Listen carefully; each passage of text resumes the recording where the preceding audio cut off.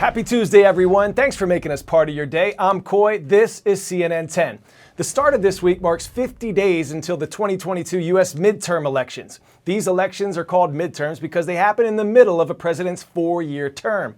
Americans won't be picking a president. They'll be voting for the representatives in Congress and candidates for state and local offices. Currently, members from President Joe Biden's political party, the Democratic Party, control both the House of Representatives and the Senate. Let's take 10 to break it all down. In the House, there are 435 voting members. Democrats currently hold 221 seats, Republicans 212, with 2 current vacancies. Representatives are elected every 2 years, so every one of those seats is up for election in 2022. In the Senate, there are 100 members. Democrats control 50 seats, Republicans 50 as well, but Democrats are said to control the Senate because the Democratic Vice President, Kamala Harris, has a tie-breaking vote. Senators are elected every 6 years, so about a third of these seats are up for election this year. The House and Senate get a lot of attention because the balance of power there can affect the president's ability to get legislative goals accomplished. Historically, lawmakers who are in the same party as the president tend to lose seats in the midterm elections regardless of who the president is. So the next question is, will Democrats hold on to their control of both the House and Senate in this year's elections? Or will the Republicans take control of one or both chambers? We'll find out November 8th when Americans head to the polls to cast their vote. 10-second trivia. Who is considered the father of the U.S. Constitution? Thomas Jefferson, John Adams, James Madison, or James Monroe?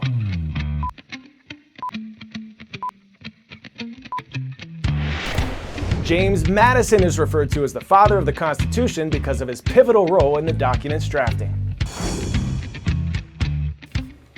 In recognition of Constitution Day, we'll be continuing our special Constitution-themed trivia all week. Next up, though, could an asteroid ever become a disasteroid? Several Hollywood movies have explored the idea of a mega-sized space rock hitting Earth, but now NASA is looking for potential ways to protect the planet and, avoid that whole dinosaur situation.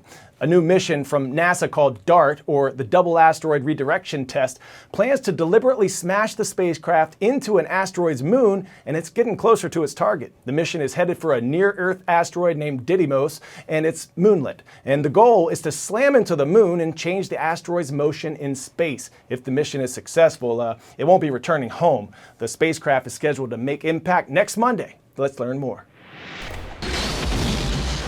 It's a space story seen several times in the movies, like in the 1998 sci-fi film Armageddon. The United States government just asked us to save the world. Anybody want to say no? An asteroid threatens Earth. The military, astronauts, even oil rig drillers try to save mankind. Some cities don't make it, but in the end, the planet survives. A Hollywood ending which NASA is hoping to make a reality with its first planetary defense test mission. Scientists say they have identified the kilometre-wide asteroids like those shown in the blockbusters, and there are no dangers of them hitting Earth in the coming centuries. But NASA says it wants to study what could be done if an Earth-threatening asteroid is discovered. These asteroids are not a threat to the Earth. They are not a danger to the Earth. They are not on a path to hit the Earth in the foreseeable future. That makes them an appropriate target for a first test. Travelling at a speed of 6.6 kilometres a second, DART will then deliberately crash into the moonlet to try to jolt it from its regular orbit. Scientists back on Earth will monitor the collision using satellite imagery and ground-based telescopes to see how much the moonlet changes course. If one day an asteroid is discovered on a collision course with Earth, then we have an idea of how big that asteroid is and how fast it's coming and when it will hit, that kind of information. Then we will have an idea how much momentum we need to make that asteroid miss the Earth. The targeted moonlet is a little larger than one of the pyramids in Egypt. NASA says there are 10,000 known asteroids that are just as big or bigger that could potentially cause major regional damage if they ever hit the Earth, although none of them are tracking this way. DART's kamikaze mission could provide life-saving data if anything ever does get too close. Michael Holmes, CNN. Next, we're going to meet Joel Sartori, founder of the Photo Arc. He's answering the call of wildlife conservation through photography. His goal? Take a photo of every animal in captivity around the world. He's photographed a whopping 13,000 species from ants to elephants, and he's on a mission to save them. This project has taken him 30 years. Here he is. The world has 1.5 million species described on it. We tend to give all the publicity to the tigers and the gorillas and the giant pandas. But who cares about the minnow or the sparrow or the toad? I do. My name's Joel Sartori. I'm a photographer and fellow of National Geographic Society and founder of the Photo Ark. The Photo Ark is my 30-year effort to document every species in captivity around the world. We try to do portraits of each animal on a black and white background to eliminate distractions and allow you to look them in the eye and see that there's great beauty there and intelligence, and they're worth saving. They have a basic right to exist, in my opinion, like we do. 30 or 40% of the amphibians could go away in the next 50 years, and a lot of the insects are already going away. We need those animals to survive. 1 in 3 bites of food we eat comes from an insect, comes from a pollinator.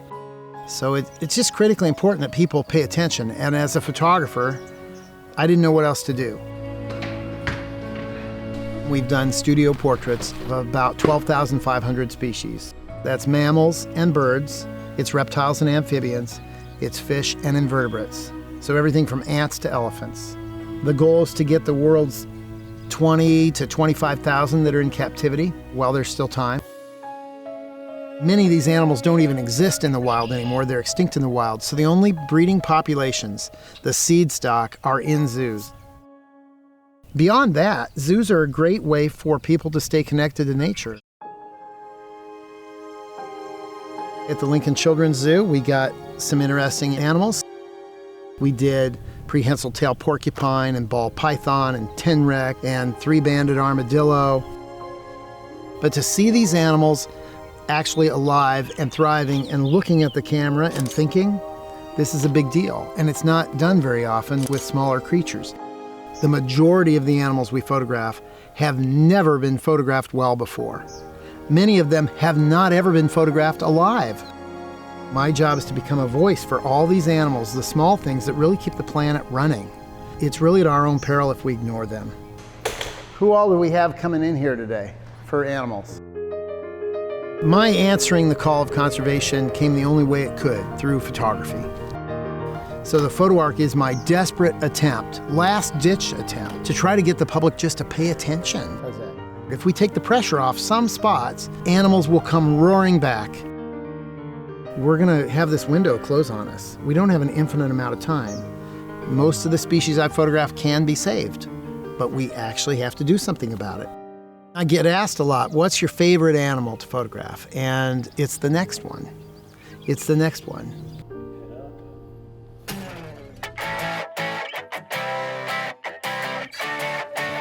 For 10 out of 10 today, let's check into the Sky Cruise Hotel, a futuristic nuclear-powered flying hotel. For now, it's just a concept, but the idea is that it would be piloted by artificial intelligence, and if built, this hotel could be in the sky for months without landing, and it could hold up to 5,000 passengers. The video you're seeing here was based on an artist's 3D model, but don't start packing your bags yet. This version of air travel is a long way off because the technology that this would run on doesn't quite exist, nor does a runway big enough.